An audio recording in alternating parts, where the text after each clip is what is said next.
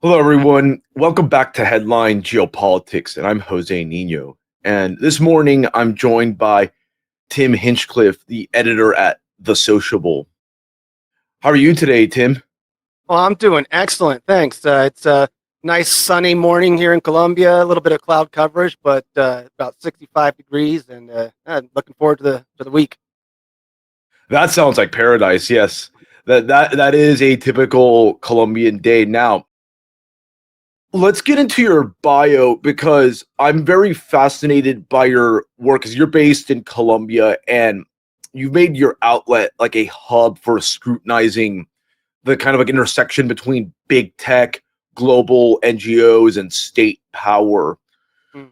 What personal or professional experiences push you to focus on digital control systems and like the power that unelected globalist figures have? Well, I got a little inkling of it when I first covered the World Economic Forum in 2016 for their annual meeting, and there was a session about brain privacy and how to decode the brain, and if they can use that in a legal system, and if they could implant memories, or if they could cause pain in the brain to get confessions and things. So Mhm. that was my first little inkling, but I kind of put that on hold a bit because I really didn't know which directions to go with the Sociable. I was really focusing on startups and business stuff, but I quickly realized Mm. that that's not where I was interested in. But I kept an eye on them and other globalists, and then 2020. Once all of a sudden lockdowns came around, and it got really personal, and I could see the writing on the wall. I could see where digital IDs were coming in. I could see how they planned out and simulated in war game situations and messaging strategies. I could see that the introduction of vaccine passports were coming before a vaccine was even coming out. So once it started getting, affecting my life, I just wanted to be left alone. But once I saw that I was going to mess with my life, then that's when I started really, really focusing on that. And it's not just, and like you said, it's NGOs, globalism, and then also, where the Pentagon, through their research project, Mm. DARPA, and through the intelligence community, IARPA as well, I got into where does this tech come from and how does that make its way, into commercial space or how it can be used against us. Throughout this period when you became much more aware of like the WEF and just these networks, were you based in the States or were you in Colombia? I've been in Colombia since 2014, so 11 years now. So I've been here Okay, this entire time. Yeah. interesting. So, were there experiences in Colombia that have further reinforced your research about these type of networks and mechanisms used to control people that are actually undemocratic? Oh, definitely. Well, right now there is, I'll get into what was going on in 2020, 2021, 2022. But just for starters, they have in Medellín, in the city of Medellín, a center for the fourth industrial revolution from the World Economic Forum. They also got Bill Gates's World Mosquito Program going on in there as well. But apart from the actual control grid stuff, um, once they implemented the vaccine passport thing where you couldn't go to restaurants, you couldn't come into the country and things, that got really personal because I wanted to go back to the United States, which I could have, but I couldn't come back to Colombia for Christmas to see my cousin's last Christmas because he had leukemia and he didn't have long. Mm. And so I missed out on that. So that got really personal. So that Christmas Eve, I went to a state park here. What is it? Piedras Blancas, Parque Arví. So I wanted to walk around in nature just to, clear my head, but they wouldn't even let me in there without proof of vaccination. So that really hit home to me. And now I know that they're going forward with something called La Cédula Digital, which is a digital ID. They're trying to Yeah. push that through. A couple years ago, the Minister of Finance here said that we're going to have a digital moneda, digital currency. Yep. So now, and even at airports are like the little sandbox testing and stuff where you get all this nailed down. So coming into Colombia, if you're a Colombian national, you don't even talk to an agent, going through customs. You just go, just show your face or whatever, or maybe you put in your cedula, I don't know, and you go whiz right by. It's all biometric, biomig check stuff. So yeah, that's coming in. That's what I'm seeing around here. But I mean, I live up in the mountains and near Pueblo. I don't really go into the big city yet much, but there's cameras everywhere still. Mm. You mentioned fourth industrial revolution. What does that exactly entail? Yes. So that's something that I don't think Klaus Schwab, the founder of the World Economic Forum, I don't know if he coined the term, but he certainly popularized it. Wrote Yes, books on it. yes. And what it is, it's a combination of all these different technologies: AI, machine learning, computer vision, augmented reality, virtual reality, robotics, Internet of Things, Internet of Bodies. And what it Oh, eventually will lead that's to suspicious. is what, in Schwab's words, the fusion of our biological, physical, and digital identities. So, the end goal is kind of transhumanism, basically. Mm. With regards to that mosquito program that you said Bill Gates promoted, I imagine that involves a lot of like environmentally destructive pesticides or other things to fight Oh, that. well, this what they're doing is actually they're modifying mosquitoes with I think it's Oh, the Wallachia virus or something. So what they do is they breed them here, and then I think they release them elsewhere. They might even release them in some places in the United States, to combat certain diseases. They say it's effective. I have no idea. They used to have the building in Medellín. It used to be on Google Maps, and you could see it. It's really inconspicuous, just a brick building, kind of looks like all the other ones. But then they took that off. And I wrote to the World Mosquito Program in Medellin asking why. And they said it was because they got a lot of, not death threats, but a lot of bad messages and things that they felt it wasn't safe to have that up anymore. But it's still there. mm. I imagine that because this stuff looks like it's like a transnational import. Has there been significant pushback from the Colombian population to Not this on these technocratic? issues particularly, I don't think. I mean, they're really involved in politics, of course. So they're and education. The people go on strike all the time, for the education stuff. They go on strike for taxis. They go on strike because of wages and things, the cost of living. But as far as the technocratic kind of technological globalist influence, not so much. I mean, they despise imperialism. I think that's why the president right now, Petro, is kind of positioning himself as someone who just wants to, you know, get everyone upset with the United States and Trump and make himself look better. He's going to be out next year. It's the end of his term. They only have one-term presidencies Yes. now. So yeah, that's what I'm seeing. The whole. You try talking to people about the digital ID stuff. They hand over a lot of data anyway. You go to a store, and you go with the checkout, the supermarket, and they even, they ask, what's your ID number, and people just give that away like it's nothing, just so they can get extra promotions or like coupons or something like that, or get ads sent to them. So they're not so much savvy on like personal information, how that can be used, but they're really savvy on lots of other things that they think is more important, more immediate, in the moment. Like what's the price of aguacates and things like that. Yeah. Yeah, the thing is too that I've noticed when it comes to these globalist measures, they tend to come from the English speaking world. Mm.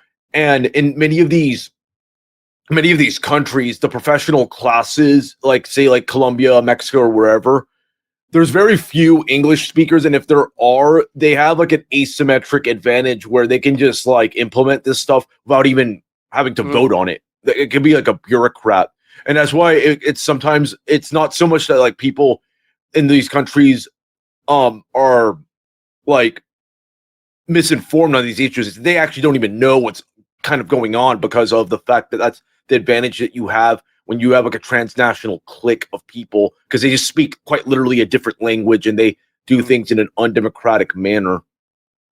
Yeah, I know that no matter, so Petro, the president here, is like the first leftist one in forever, and he went to the World Economic Forum. He's the one who pushed his net zero climate change kind of Yeah. policies. The one before him, Ivan Duque, same thing.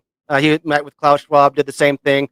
Duque came up with this term called biodiverse cities as part of some kind of urban planning Whoa. project, trying to make things green, green spaces, Okay. and lower carbon emissions and stuff. But if you take one look at the buses here and the black plumes of smoke that they billow out, and it's kind of ridiculous. And I mean, they've had something here for many years for driving, pico y placa, where if your license plate, the last number is a certain number, you're not allowed to drive on those days because due to emissions, either traffic congestion, yes, but also because of all how smoky and smoggy it gets. And especially in the city of Medellín, where it's a valley, so everything just kind of hovers. All the smoke and smog stays there. They say it's to clean up the ambiance, but I don't think it's anything to do with the carbon emissions per se. But I think that's probably going to be coming. I'm sure. I haven't really looked at my bank statements recently or what they're saying about you consume this much credit. You got to do. You can cut back here or there, but I think it'll be coming. They're just really slow. It's really fragmented here, So, like you said, with the language stuff, stuff can come in from English. It can allow governments to just kind of blank rubber stamp that, like, okay, yeah, that's what we're gonna do. But I haven't seen it really materialize yet.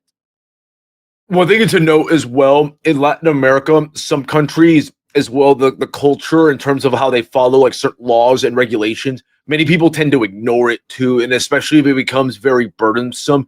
And it's oftentimes like a law is sometimes just like treated like a suggestion. So you do have like some forms of like organic resistance. With regards to Petro, I find him interesting too because he came from a kind of like a militant leftist background. But when you look at how he's governed, it's kind of similar to Lula da Silva in Brazil, where they'll like signal against like imperial overreach, but it does seem that they're willing to play ball with the kind of a technocratic clique that dominates many countries. Outside of the net zero environmentalist stuff that you mentioned, has he also facilitated other measures from like digital ID, vaccine passports, or anything of that sort? No, not that I've vaccine passports. I mean, not from him personally, coming down from the top down. No, I haven't seen it. I'm also kind of distanced from it. Like I'm not in the cities. I'm not listening to people like the scuttlebutt going on. What I have like the biggest thing that I've seen from his presidency is that prices have gone up everywhere. People loved him at the beginning. People were like, yeah, Petro, and then like 2 months later, Petro, fuera, go. Yeah, so it's like. But for the digital ID stuff, I haven't seen too much of that coming through. And when he said like pushback, like or just accepting more globalist technocratic things, but willing to play ball. I mean, he plays ball with the like he and Trump, they're just going after it with those when Trump deported in the beginning a bunch of illegal immigrants on military planes. Then Petro got butthurt over that, and then caused a big hullabaloo. But then he ultimately backed down from that. Yeah, so he's just he barks a lot. Then something happens, like oh okay, yeah, whatever. And then barks some more. The Internet of Bodies you brought up is something like related to transhumanism. How does that work out in this like stuff that you've researched about technocracy and just trying to modify people's behavior? Well, Internet of Bodies, yeah. So that can be anything that's implanted, or it can be a wearable, or it can be swallowed, like a biological pill or a mechanical pill, a digital pill. So these are things like even as far as for control, if the more that they know what's going on under the skin or what's happening in your body, and the more that they can manipulate you and predict what you're going to do.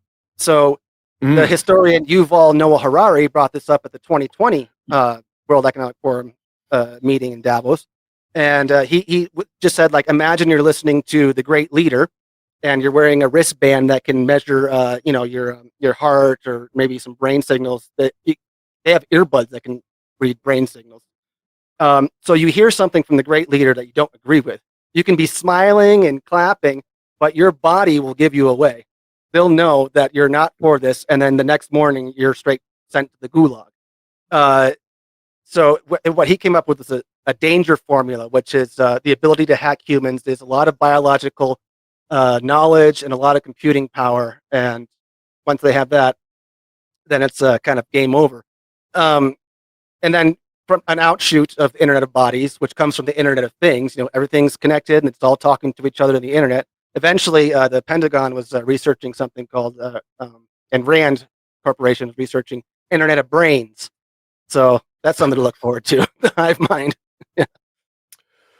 Are there any popular applications or technologies that have become semi-mainstream or mainstream that in effect carry out like the agenda of Internet of Bodies? I would say those some of the headphones or even a Fitbit. Just if you wear one of those Apple Watches or something, counting the steps or measuring heartbeat, something like that. And then a couple of years ago, again, World Economic Forum, they announced a lot of this stuff. It was Duke University professor Nita Farahani talking about just head earbuds that can do the same thing, decode what's going on in the brain. She said that they can even with certain devices pick up images that you see and also your PIN code to your bank account that they can pick up from that. And that doesn't even have to be invasive. It doesn't have to be like a neural mesh, Neuralink kind of thing. That can just be with wearables. And then you also have, of course, Alexa, Siri, Alexa, voice assistants. Those came out of DARPA.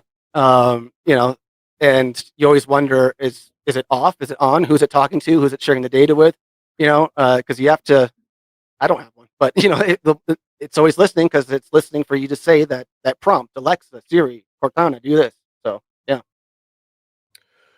One thing I've noticed here in this talk, whether you're talking about the people like going through like the passport line using facial recognition to facilitate their travel, or the use of like tracking basic minutia of like how many steps you take, like your heartbeat and all that with the Fitbit. Notice the one theme here is the convenience factor and the like facilitation of basic activities. Is that how they like globalists sell these tools and concepts to the populace to try to like get their in and get more acceptance for these type of technologies? Absolutely, yeah. If what they can't do with fear, they'll do with convenience. So yeah, and these are very convenient things. And I would love, and you know what, some people say that some technology is only built for bad. Like I always see it as a double-edged thing. Yes. Yeah, I would love. I'd be happy about some of this stuff. It's just I don't trust the people who use it, who wield it, what they're going to do with the data. Because to blow through all those security things just really quickly, seamlessly, sounds great. But also, it's another thing of knowing everything about you, so that it knows you better than you know yourself, and that way you can be predictive. They can predict what you're doing, and then ultimately manipulate you. As far as like Internet of Body stuff, or any kind of technology going or interventions going into the body, like I have celiac disease, or I'm gluten intolerant, and I would love something if there could monitor in my body that knows that could maybe fix that, or other kind of disease, like knowing that you're going to have cancer in a couple of years because here's this little marker, monitoring in real time all the time. Yeah, that'd be nice, but yeah, again, I don't trust the people at all.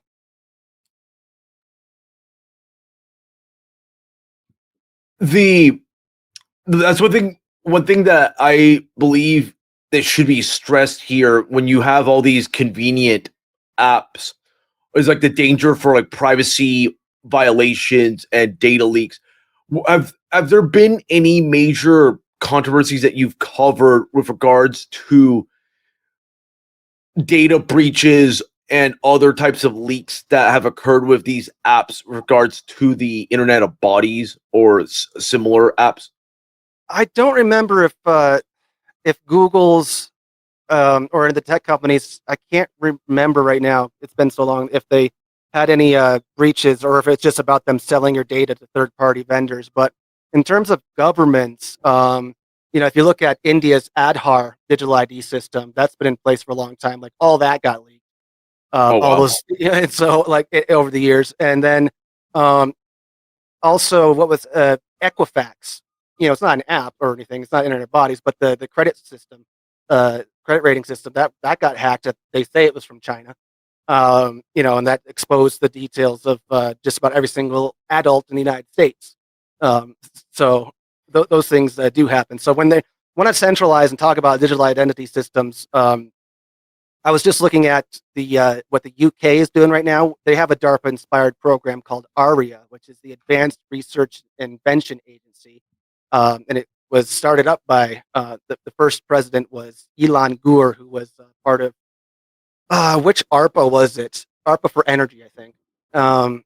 And what they were doing is looking to, I think, with their cybersecurity stuff, like go quantum on things. Trying to get quantum encryption. It's a moonshot, but that's these systems are just going to be, putting all your eggs in one basket with digital ID. And afterwards, I mean, it's going to be your biometrics, your face. It's going to be cameras. It's not going to just be an app on a smartphone. I don't think it's going to, with all these cameras and sensors everywhere, they're just going to know who you are, what you're about. And Larry Ellison, I know I'm kind of rambling a bit, but Larry Ellison at the World Government Summit, he's important figure. He said that the future, there's going to be no more passwords. It's going to be you. It's all going to be biometric and things. So once that gets hacked or leaked, your iris scan, your face, your thumbprint, your palm, whatever you just swipe. Once that's gone, then geez, I don't know how you recover that. Yeah, that is pretty creepy. So yeah, in regards to Ellison, who is a really big figure now, considering that he's pretty much, he's always been close to the White House, regardless of who's president, but he has grown in prominence. So is that one of his main projects now, is to have fully integrated biometrics for people that travel? Oh, it gets way beyond that. He wants, he funds the Tony Blair Institute for Change. So the ones who just were the Labour Party, Fabians, pushing that onto Keir Starmer, the Prime Minister in the UK, and they in the UK just made digital ID mandatory. So Larry Ellison's deeply involved with that. He's also funds the IDF.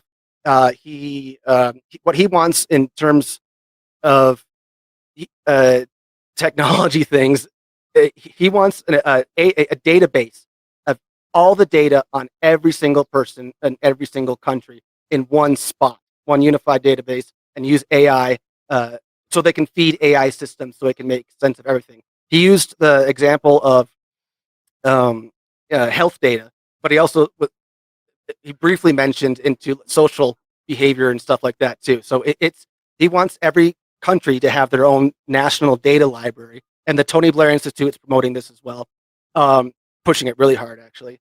And then once you get your national one, then the key word here is interoperable, because all these systems are supposed to be interoperable, so that one country can just do this with that and that. So yeah, they think they're calling it decentralized, but it's not. It's interoperable, so it's pretty much just one thing.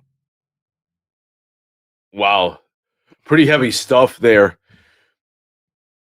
I want to talk about as well, I noticed that Klaus Schwab, who we talked about before, he recently launched this Schwab Academy alongside this Intelligent Age series.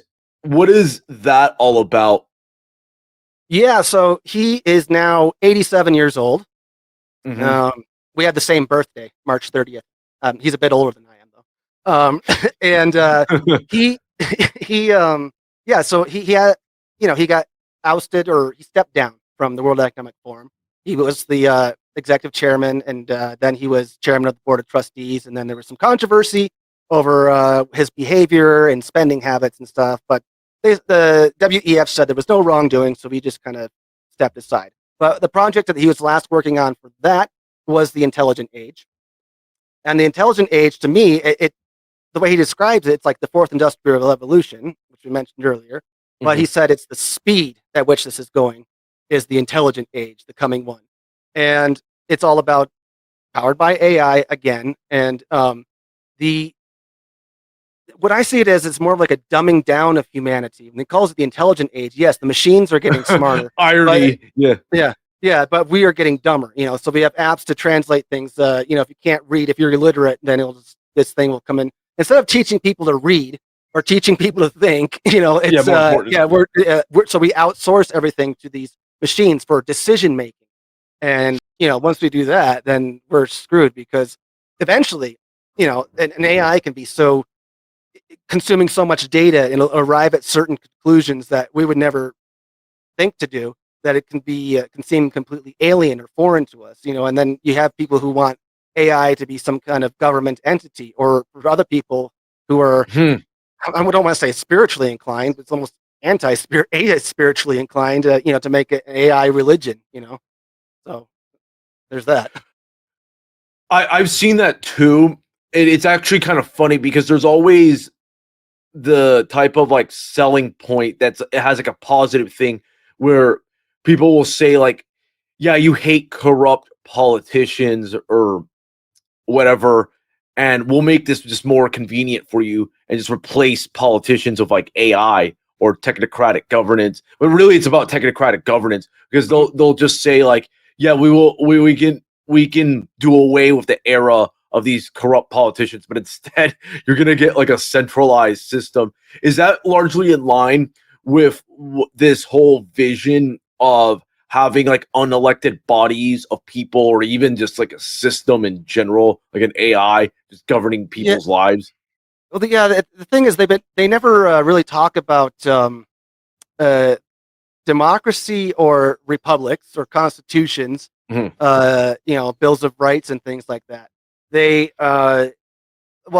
Schwab's whole thing for 50-something years has been stakeholder capitalism, and that's putting the power into the merger of governments, businesses, and civil society, what they call it, which is just NGOs and academics making all the decisions for us. And the fourth industrial revolution, the intelligent age, feeds into that. Now, when you mentioned, and I mentioned as well, having AI kind of be a government entity, it could also just be, again, people up above that says, you know what, the AI told us this, now we're going to implement it, even if they didn't draw that from AI, or they can just, well, the way it is right now, this generative AI, ChatGPT, you can tell it anything, and it'll either lie to you, or you just keep with reinforcement, say, nope, this is because of this, and it's like, oh, I'm sorry, no, you're right. So this is the direction we're going. That's what Klaus Schwab did when he explained the intelligent age at one of those meetings. He said, I wrote to ChatGPT and it told me we see a new dawn for civilization, one powered by blah, blah. And it sounds just like Schwab. So yeah. You've also flagged, I've noticed from your work, certain DARPA initiatives aimed at modeling societies, predicting behavior, and just optimizing operations. How much of this would you say is just centered around population management? I'd say quite a bit. Because the population, it can be domestic, or it's not supposed to be, or foreign. So they do talk about adversaries a bit, is a word they use. We're going to use this against adversaries, but sometimes they just don't mention that at all. They'll say for defense reasons or something. And so, it could be something as more like, we're having a military operation in the Middle East. What's the local population think of us being there? Let's flood that zone with noise, with messaging, to try to get them on our side, or try to get them to not like their own government or whatever, to let us do what we're doing. That could be like one of the smaller examples. Other ones could just be on a massive scale, just to manipulate any kind of population, really. I'm looking at the one for they're just simulating disease outbreaks, and messaging strategies for everything that went wrong during lockdowns the past 5 years. They're looking to do that again, model it this time, what happened, add an extra layer of AI to make more sense of it, or try to at least. But then they also have there's one that came out, it's not even DARPA, but it's something that's called, I've always really come across this group. It's called the Irregular Warfare Technical Support Directorate. And what they're doing is looking to acquire generative AI for their PSYOP operations, PSYOP campaigns. And they have a history. The military has a history of working with Hollywood, to Yes. promote things pro military, pro U.S. stuff. But yeah, what did this a RAND report was talking about this program, and they say that generative AI can be used to create videos that purport to show well-known public figures or members of particular racial or ethnic groups making statements that support or refute particular political viewpoints or committing particular acts. So that the Pentagon's already looking into deep fakes, Okay. for manipulation. And then in the other programs from DARPA, you got Magix, you got Theory of Mind, which is later called Callisti.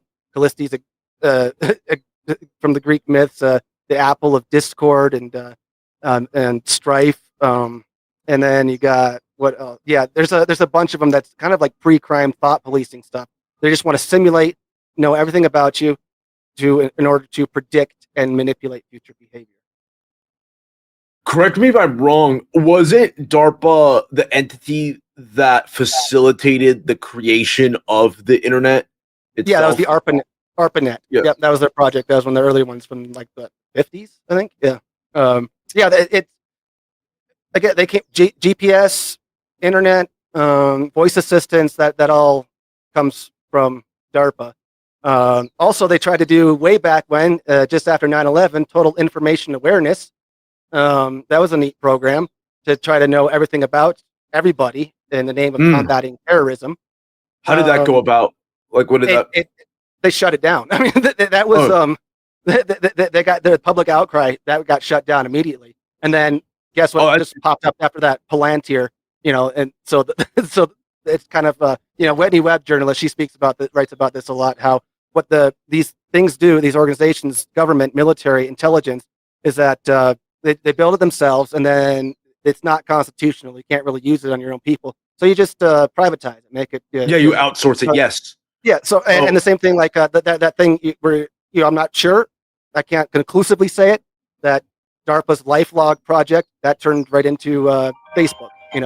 It was Wired reported on February 4th, 2004, that DARPA was killing LifeLog the exact same day the Facebook was launched, and you're supposed to keep a diary of logging everything that you do, so you remember. It's supposed to be like your own little personal diary thing. And it's supposed to be for military to remember what you were doing, keep your head in the same space, like just keep track of all the stuff in your life. They shut that down too, and then Facebook was born.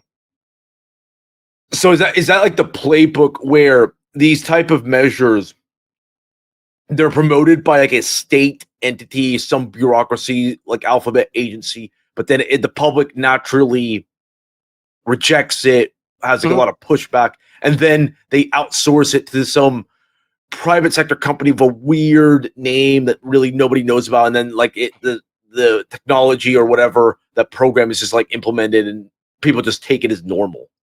Yeah, I mean, almost. This has been said before by many people, but I'm just going to go back to a quote to paraphrase Eric Schmidt in a congressional hearing I covered a couple years back. Basically all of Silicon Valley comes from DARPA or National Science Foundation funding. It's all, that's where it gets their origins from too, even if they just start out as a private company, but they're deeply, heavily influenced by the government, and they continue to work with them. We saw, it got a little more publicity for the Twitter files, a couple years back, how deeply entwined the social media companies and YouTube, Alphabet, Google were all kind of bowing down. I don't know if they're actually bowing down to the regime that was in charge at the time, or they just were going along with it because they believed in it as well. But some of the internal messages kind of show that they weren't too happy about it. But it also goes to show that right now, how every single big tech CEO travels around with Trump, and they're all right behind him. They have no real loyalty to anything but themselves. They just want whatever kind of influence and leverage they can get. So that's all they care about.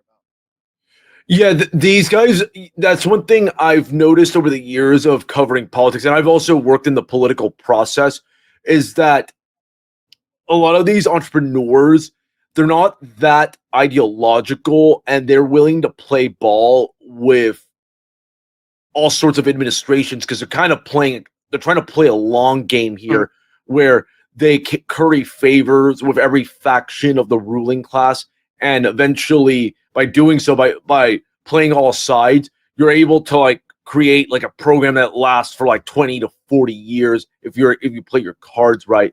And that's why I feel that too, when you see a lot of the artificial polarization in the political discourse, a lot of the bickering, it creates an environment where these people can operate with relative ease because everybody is just going after each other over very mundane and sometimes trivial things. This is why I despise politics. I'm apolitical. I don't, Yes. because it really doesn't matter. Because I've got bigger fish to fry. Yes, agreed. When all this, it's pure theater. Like man, I used to cover a lot kayfabe. more of the hearings, the congressional hearings. But after a while, it was just like, God, this is so stupid. This is a distraction. They're going to say this. I mean, I thought maybe that one thing that, if a big tech CEO is on there, then like, hey, they said this. And so it's on the record now. So if they perjured themselves, it's going to come. That's going to happen. When 9/11 happened, I was in high school when, Bush invaded Iraq. That was in 2003. I was just graduating high school. I hated the Republicans. I hated the right for all the war and stuff. And when Obama got elected, I thought, oh, great, this is going to be amazing. And then the bombings continued, and the drones, and the restrictions on, I was like, oh shit, no. And then so I've gone back and forth. I'm like, no, I've had it. I'm no politics. Look who's controlling who are the puppet masters, who's controlling the strings, and that's where I've been focusing on. Yeah, many such cases. Yep, that of folks like us that have become politically homeless after all these types of squabbles, pointless squabbles, and other fake controversies being generated by the ruling class. In terms of names of figures, organizations, and just initiatives for anybody that's uninitiated to technocracy, digital IDs, and all this, who are some names and organizations and programs that you recommend that people follow so that they can be informed about this kind of stuff? Like the direct sources? Direct sources. Yeah.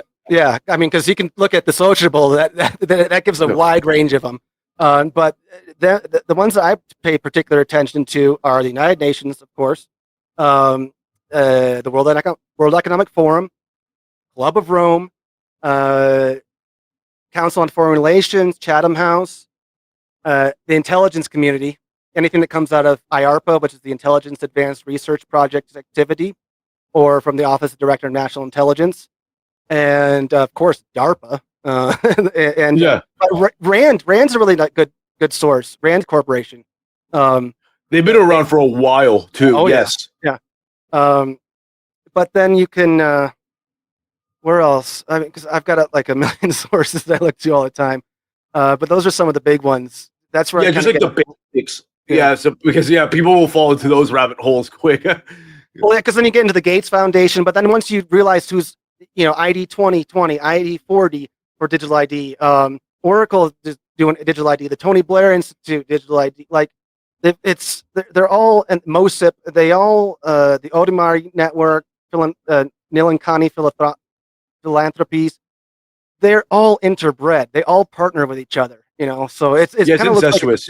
It seems like it's a big movement thing, but it's really the same players, and just look at what they read or write, look what they say, read between the lines, and you'll see exactly what they're all about. Mm-hmm.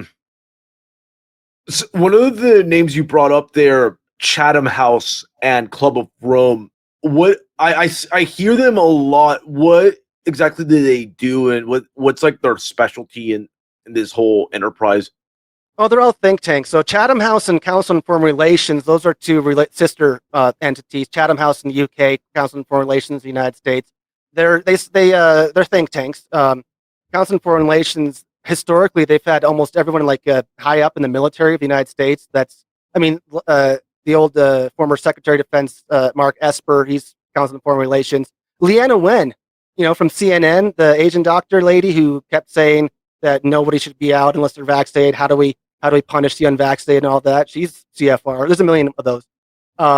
So those two together, but then Club of Rome, Club of Rome, they're Malthusian, limits to growth, like we are living on a finite planet. The enemy of humanity is humanity itself. They all about depopulation. They're all, they're all, and they're almost like they believe in the communitization of private property. And so it's like they're like communists, but more so like. But they say like, well, communism doesn't really work for what we're trying to do. They're like some kind of neo-feudalistic kind of group. They just want to bring it back to the Stone Age, basically. In terms of any kind of progress we've made. Big net zero proponents, and just insane people. Well, this was just powerful stuff, Tim. Thank you for taking the time out of your day for this interview. And before we leave, go ahead and plug your site and other projects that you're working on at the moment. Oh, thanks a lot. Yeah, I've had a blast. Well, the website is sociable.co, on X, formerly known as Twitter, at the Sociable, and then also at my name, at Tim Hinchcliffe. And right now I've been working on this big long story about difference between digital ID and digital identity, how they're different, how they're the same, how they're what kind of solutions maybe are out there, and what's kind of moving forward. I'm kind of dragging my heels on that one because I just don't know how to end it on a positive note. But that's what got going on. And thanks again. This has been wonderful. All right. No, thank you for all the valuable information, and also to the audience. Thank you again for tuning in. I'm José Niño. This is Headline Geopolitics. Until next time.